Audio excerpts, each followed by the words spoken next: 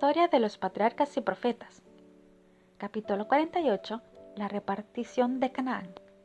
Escrito por Elena de White, basado en Josué capítulos 10, versículos 40 al 43, capítulo 11, capítulo 14 al 22. A la victoria de Bet-Horón siguió pronto la conquista de la parte meridional de Canaán. Conquistó pues Josué toda la región de las montañas, el Negev, los llanos y las laderas. Todos estos reyes y sus tierras los tomó Josué de una vez, porque Jehová, el Dios de Israel, peleaba por Israel. Después volvió Josué con todo Israel al campamento en Gilgal. Josué, capítulos 10 y 11. Las tribus del norte de Palestina, atemorizadas por el éxito que acompañaba a los ejércitos de Israel, formaron entonces una alianza contra ellos. Encabezaba esa alianza Jabín, rey de Azor, cuyo territorio se hallaba al oeste del lago Merón. Estos salieron y con ellos todos sus ejércitos. Esta hueste era mucho mayor que cualquier otra que hubieran encontrado antes los israelitas en Canaán. Una multitud tan numerosa como la arena que está a la orilla del mar, con muchísimos caballos y carros de guerra. Todos estos reyes se unieron, llegaron y acamparon unidos junto a las aguas de Merón para pelear contra Israel. Nuevamente recibió Josué un mensaje alentador. No les tengas temor, porque mañana, a esta hora, yo los entregaré a todos muertos delante de Israel. Cerca del lago Merón, Josué cayó sobre el campamento de los aliados y derrotó totalmente a sus fuerzas. Jehová les entregó en manos de Israel, que los hirió y los persiguió. Los hirió hasta no dejar ninguno con vida. Los israelitas no debían apropiarse de los carros y caballos que habían constituido el orgullo y la vanagloria de los cananeos. Por orden divina, los carros fueron quemados y los caballos desjarretados e inutilizados para la batalla. Los israelitas no debían de depositar su confianza en carros o en caballos, sino en el nombre de Jehová su Dios. Uno a uno fueron conquistadas las ciudades y Azor, la gran fortaleza de la confederación, fue quemada. La guerra continuó durante varios años, pero cuando terminó, Josué se había adueñado de Canaán y la tierra descansó de guerra. Pero a pesar de que había sido quebrantado el poderío de los cananeos, estos no fueron completamente despojados. Hacia el oeste, los filisteos seguían poseyendo una llanura fértil a lo largo de la costa, mientras que al norte de ellos estaba el territorio de los sidonios. Estos tenían también el Líbano, y por el sur, hacia Egipto, la tierra seguía ocupada por los enemigos de Israel. Sin embargo, Josué no debía de continuar la guerra. Había otra obra que el gran jefe debía hacer antes de dejar el mando de Israel. Toda la tierra, tanto las partes ya conquistadas como las aún no subyugadas, tenía que repartirse entre las tribus. Y a cada tribu le tocaba subyugar completamente su propia heredad, con tal que el pueblo fuera fiel a Dios. Él expulsaría a sus enemigos de delante de ellos y prometió darles posesión todavía mayores si tan solo eran fieles a su pacto. La distribución de la tierra fue encomendada a Josué, a Eleazar, sumo sacerdote, y a los jefes de las tribus, para fijar por suerte la situación de cada tribu. Moisés mismo había fijado las fronteras del país según se lo había de dividir entre las tribus cuando entraran en posesión de Canaán, y había designado un príncipe de cada tribu para que diera atención a la distribución. Por estar la tribu de Leví dedicada al servicio del santuario, no se la tomó en cuenta en esta repartición, pero se les asignaron a los levitas 48 ciudades en diferentes partes del país como su herencia. Antes de que comenzara la distribución de la tierra, Caleb, acompañado de los jefes de su tribu, presentó una petición especial. Con excepción de Josué, era Caleb el hombre más anciano de Israel. Ambos habían sido entre los espías los únicos que trajeron un buen informe acerca de la tierra prometida y animaron al pueblo a que subiera y la poseyera en nombre del Señor. Caleb le recordó ahora a Josué la promesa que se le hizo entonces como galardón por su fidelidad. Ciertamente la tierra que pisó tu pie será para ti y para tus hijos como herencia perpetua, por cuanto te mantuviste fiel a Jehová mi Dios. Josué 14:9. Por consiguiente, solicitó que se le diera a Hebrón como posesión. Allí habían residido muchos años Abraham, Isaac y Jacob, y allí, en la cueva de Macpela, habían sido sepultados.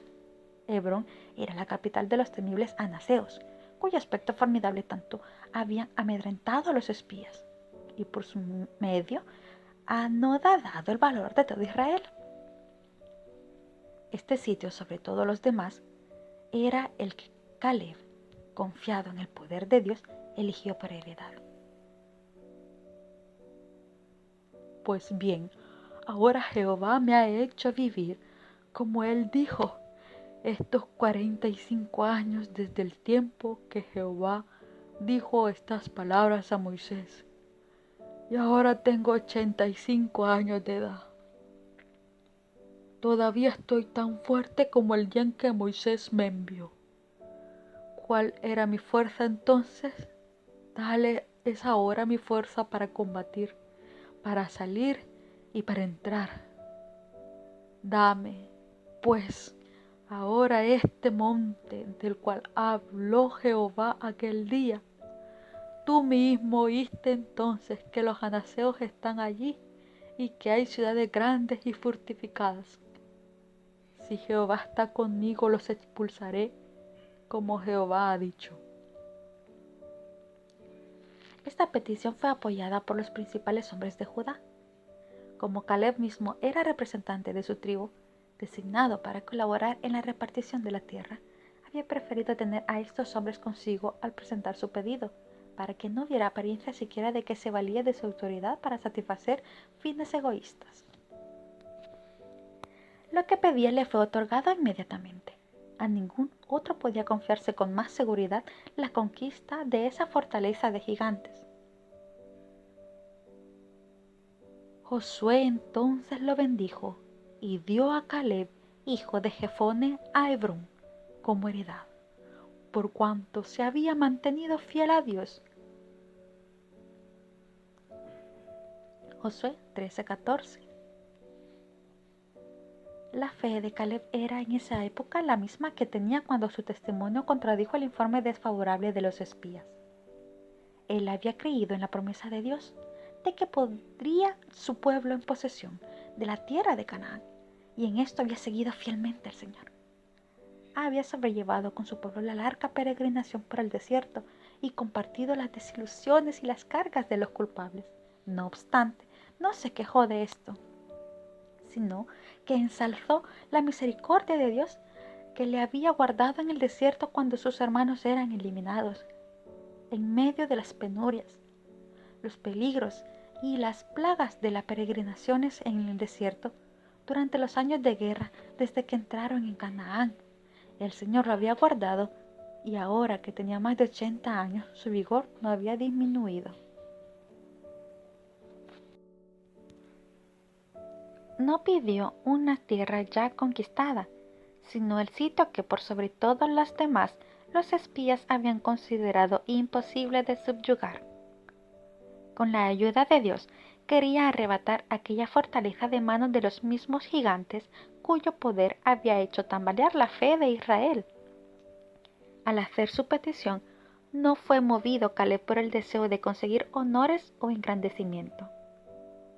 El valiente y viejo guerrero deseaba dar al pueblo un ejemplo que honrara a Dios y alentar a las tribus para que subyugaran completamente la tierra que sus padres habían considerado inconquistable. Caleb obtuvo la heredad que su corazón había anhelado durante 40 años y confiado en que Dios lo acompañaba, echó de ahí 3 hijos de Anac. Josué 14. 15:14. De esta forma, logró obtener una posesión para él y su casa, y no por ello disminuyó su celo, ni se instaló a gozar de su heredad, sino que siguió adelante con otras conquistas para beneficio de la nación y gloria de Dios. Los cobardes rebeldes habían perecido en el desierto, pero los espías íntegros comieron de las uvas de Escol. A cada uno se le dio de acuerdo con su fe. Los incrédulos vieron sus temores cumplirse. No obstante, la promesa de Dios habían dicho que era imposible heredar la tierra de Canaán, y no la poseyeron. Pero los que confiaron en Dios y no consideraron tanto las dificultades que se habían de encontrar como la fuerza de su ayudador todopoderoso, entraron en la buena tierra. Por la fe fue como los antiguos notables. Conquistaron reinos, evitaron filo de espada, sacaron fuerzas de debilidad, se hicieron fuertes en batallas, pusieron en fuga ejércitos extranjeros. Esto es la victoria que vence al mundo, nuestra fe. Hebreos 11, versículos 33-34. Primera de Juan 5:4. Otra reclamación tocante a la repartición de la tierra reveló un espíritu muy diferente del de Caleb. La presentaron los hijos de José, la tribu de Efraín, con la media tribu de Manasés, basándose en la superioridad de su número. Estas tribus exigieron una porción doble de territorio. La que les había tocado en suerte era la más rica de la tierra e incluía la fértil llanura de Sarón, pero muchas de las ciudades principales del valle estaban aún en poder de los cananeos, y las tribus, rehuyendo el trabajo y peligro que significaba conquistar sus posesiones, deseaban una porción adicional del territorio ya conquistado. La tribu de Efraín era una de las más grandes de Israel, y a ella pertenecía el mismo Josué. Por consiguiente, sus miembros se creían con derecho a recibir una consideración especial. Dijeron a Josué: ¿por qué me has dado como heredad una sola suerte y una sola parte, siendo nosotros un pueblo tan grande? Josué 17, del 14 al 18. Pero no lograron que el jefe inflexible se apartara de la estricta justicia. Su respuesta fue: si sois un pueblo tan grande, subid al bosque y talad para vosotros allí en la tierra de los fereceos y de los refaitas, ya que los montes de Efraín os resultan estrechos. La respuesta de ellos demostró el verdadero motivo de su queja. Les hacía falta fe y valor para desalojar a los cananeos. No nos bastará a nosotros este monte, dijeron, y todos los cananeos que habitan la tierra de la llanura tienen carros de hierro.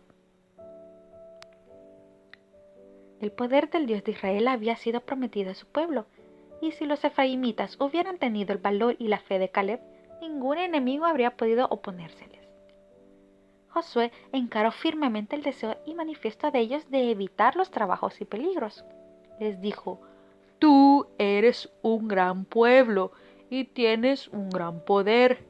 No tendrás una sola parte, sino que aquel monte será tuyo, pues aunque es un bosque, tú lo desmontarás y lo poseerás hasta sus límites más lejanos, porque tú arrojarás al cananeo, aunque tenga carros de hierro y aunque sea fuerte. Así, sus propios argumentos fueron esgrimidos contra ellos. Siendo ellos un gran pueblo, como alegaban serlo, tenían plena capacidad para abrirse camino, como sus hermanos. Con la ayuda de Dios, no necesitaban temer los carros errados. Hasta entonces, Gilgal había sido cuartel general de la nación y asiento del tabernáculo. Pero ahora el tabernáculo debía ser trasladado al sitio escogido como su lugar permanente. La pequeña ciudad de Silo, en tierra adjudicada a Efraín, estaba situada cerca del centro del país, y era fácilmente accesible para todas las tribus. Esa parte del país había sido subyugada completamente y por lo tanto los adoradores no serían molestados. Toda la congregación de los hijos de Israel se reunió en Silo, donde erigieron el tabernáculo de reunión. Josué 18 del 1 al 10.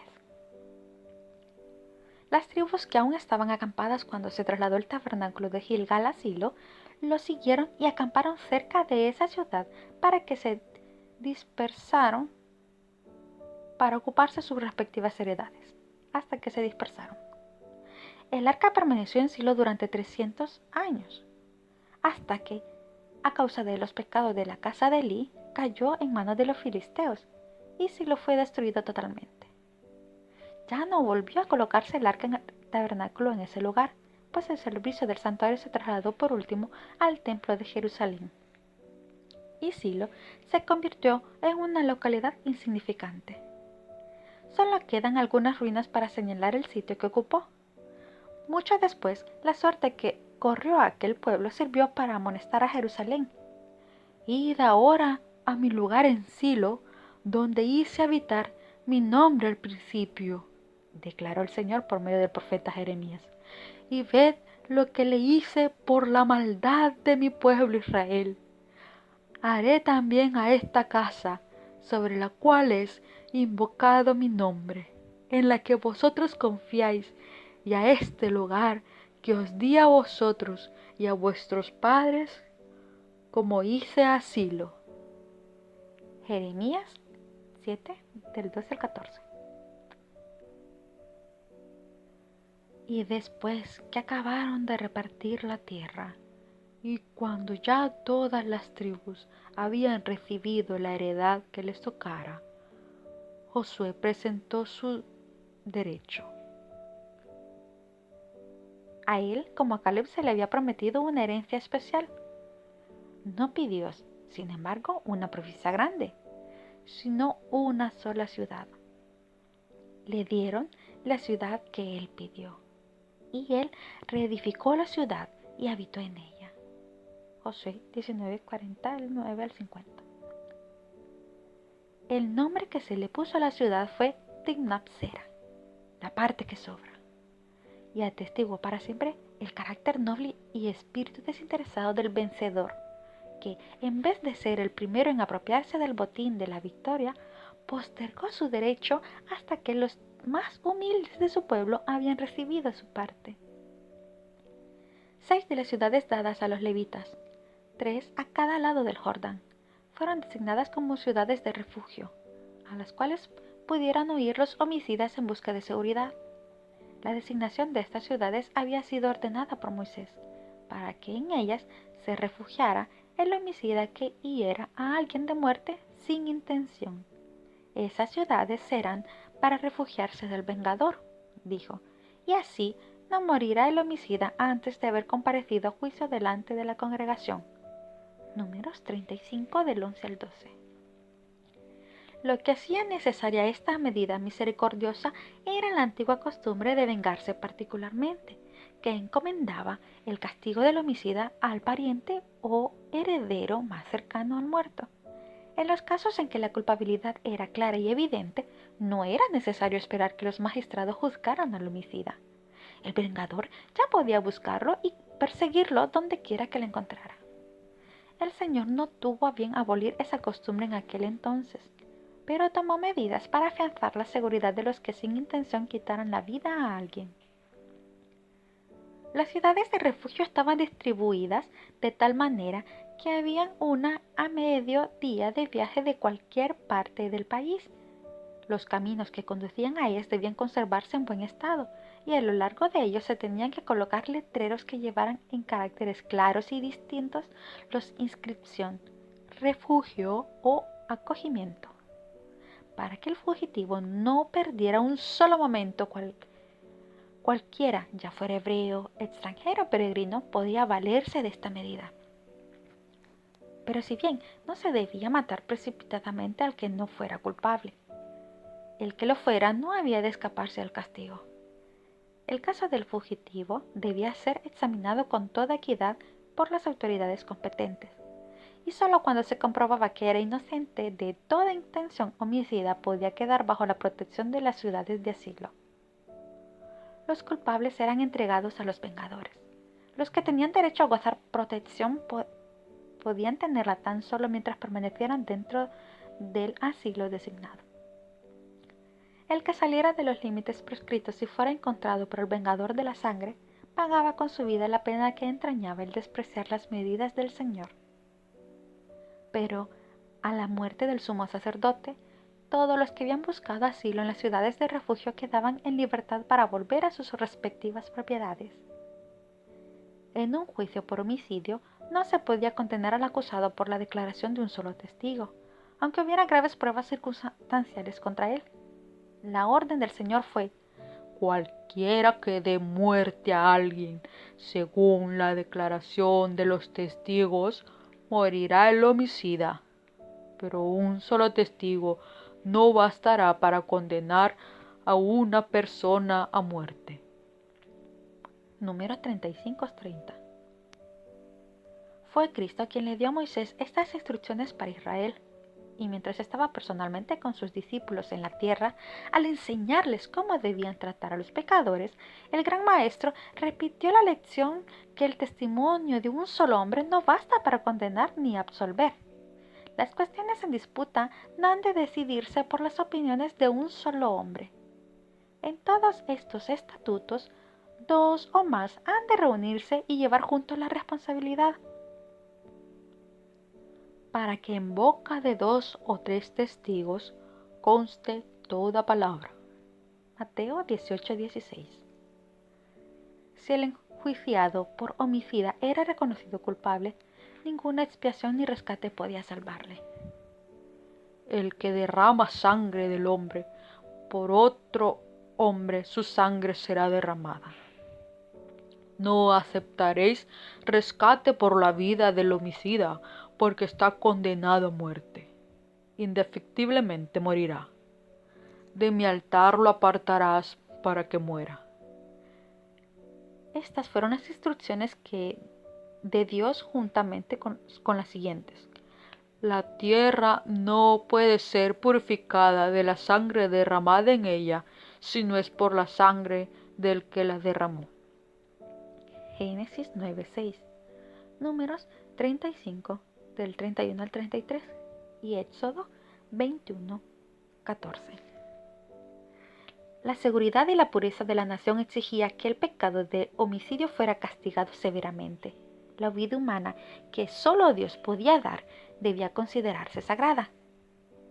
Las ciudades de refugio destinadas al antiguo pueblo de Dios eran un símbolo del refugio proporcionado por Cristo. El mismo Salvador misericordioso que designó esas ciudades temporales de refugio proveyó por el derramamiento de su propia sangre un asilo verdadero para los transgresores de la ley de Dios, al cual pueden huir de la segunda muerte y hallar seguridad. No hay poder que pueda arrebatar de sus manos las almas que acuden a Él en busca de perdón.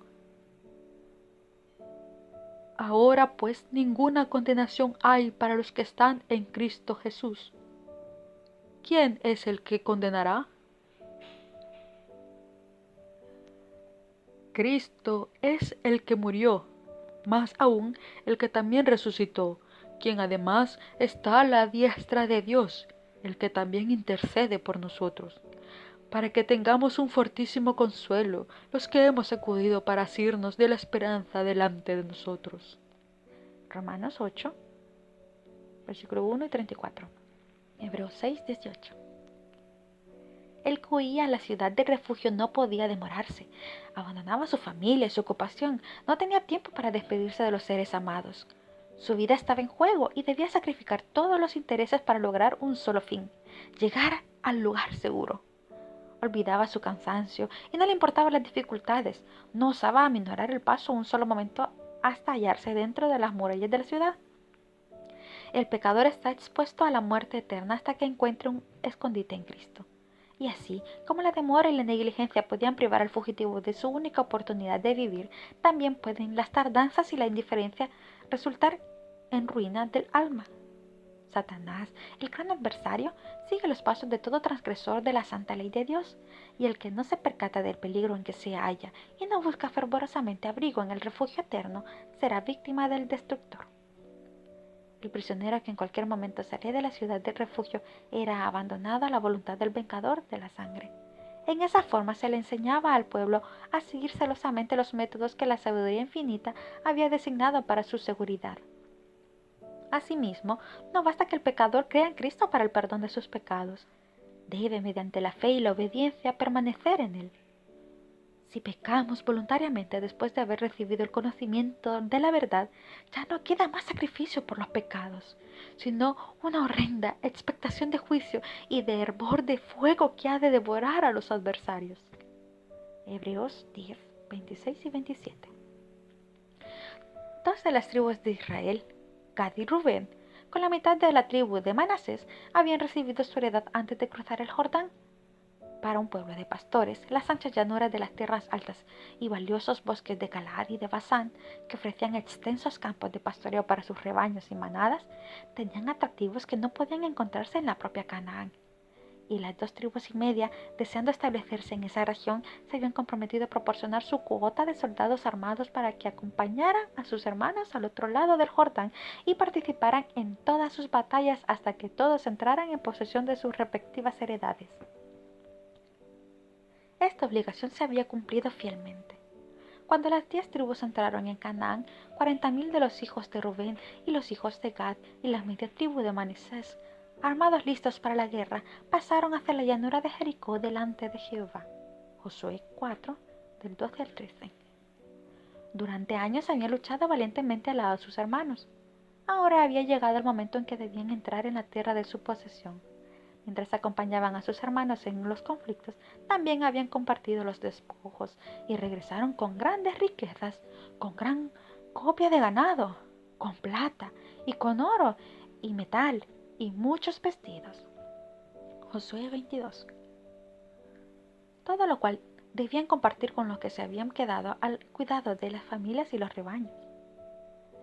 Iban a morar ahora a cierta distancia del santuario del Señor, y Josué presenció su partida con corazón acongojado, pues sabía cuán fuertemente tentados se verían, en su vida aislada y nómada, a adoptar las costumbres de las tribus paganas que moraban en sus fronteras. Mientras el ánimo de Josué y de otros jefes estaba aún deprimido por presentimientos angustiosos, les llegaron noticias extrañas. Al lado del Jordán, cerca del sitio donde Israel cruzó milagrosamente el río, las 2,5 tribus habían construido un gran altar, parecido al altar de los holocaustos que se había erigido en Silo. La ley de Dios prohibía, so pena de muerte, el establecimiento de otro culto que el del santuario. Si este era el objeto de ese altar y se le permitía subsistir, apartaría al pueblo de la verdadera fe. Los representantes del pueblo se reunieron en Silo y en el acaloramiento de su excitación e indignación, propusieron declarar la guerra enseguida a los transgresores. Sin embargo, gracias a las influencias de los más cautos, se decidió mandar primeramente una delegación para que obtuviera de las 2,5 tribus una explicación de su comportamiento.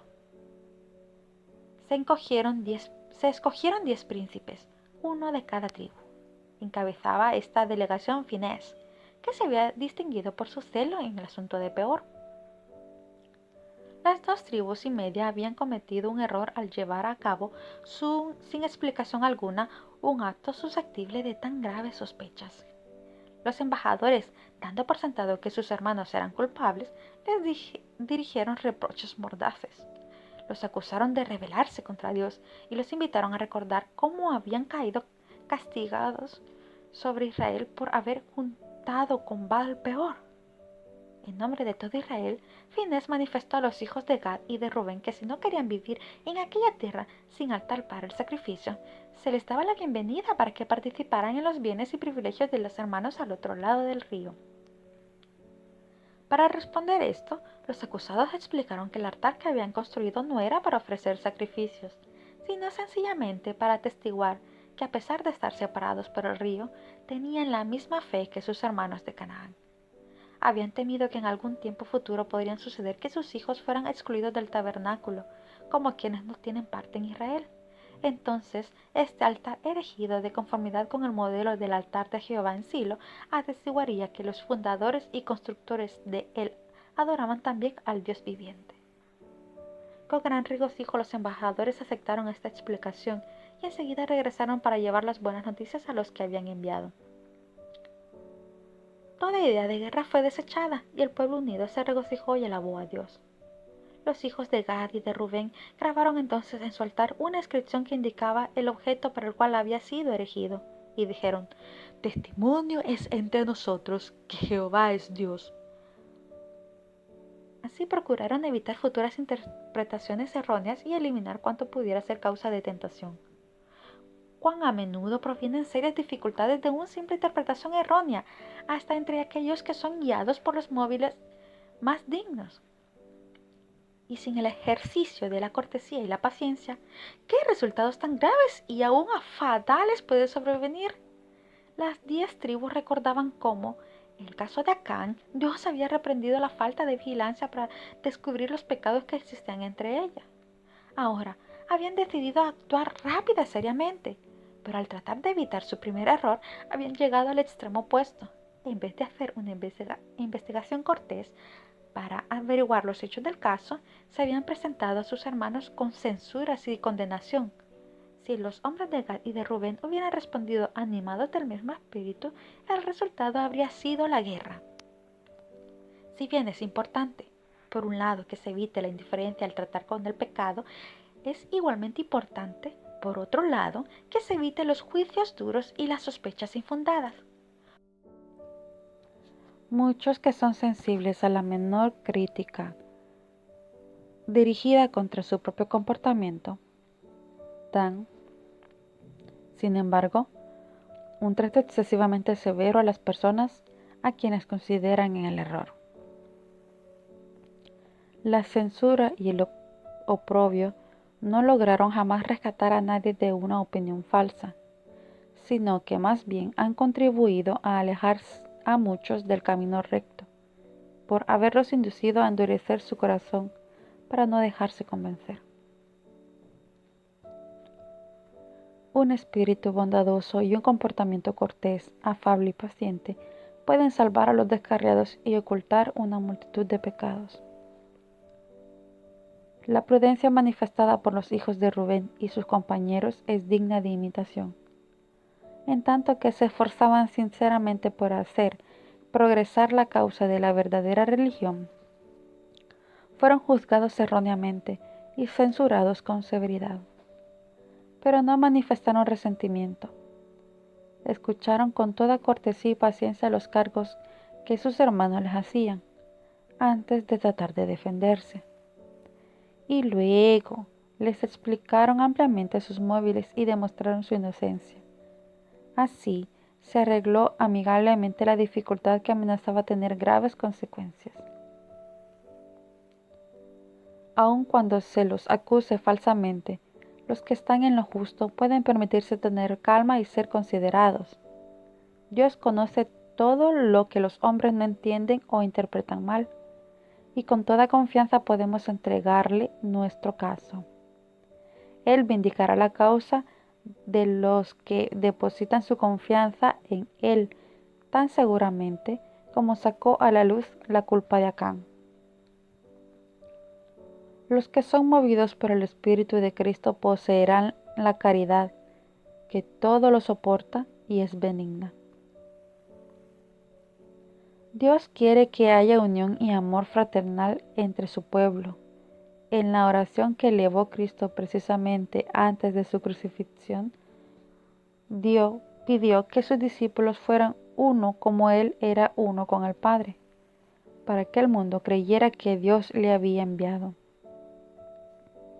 Esta oración conmovedora y admirable llegaba a través de los siglos a nuestros días, pues sus palabras fueron: «Pero no ruego solamente por estos, sino también por los que han de creer en mí por la palabra de ellos». Juan 17:20. Aunque no hemos de sacrificar un solo principio de la verdad, Debemos procurar constantemente ese estado de unidad. Es la evidencia de nuestro carácter de discípulos de Jesús, pues Él dijo: en esto conocerán todos que sois mis discípulos, si tenéis amor los unos por los otros. Juan 13:35. El apóstol Pedro exhorta a la iglesia así: en fin, sed todos de un mismo sentir, compasivos, amándoos fraternalmente y misericordiosos, amigables. No devolváis mal por mal, ni maldición por maldición, sino por el contrario, bendiciendo, sabiendo que fuisteis llamados a heredar la bendición. Primera de Pedro 3:8-9.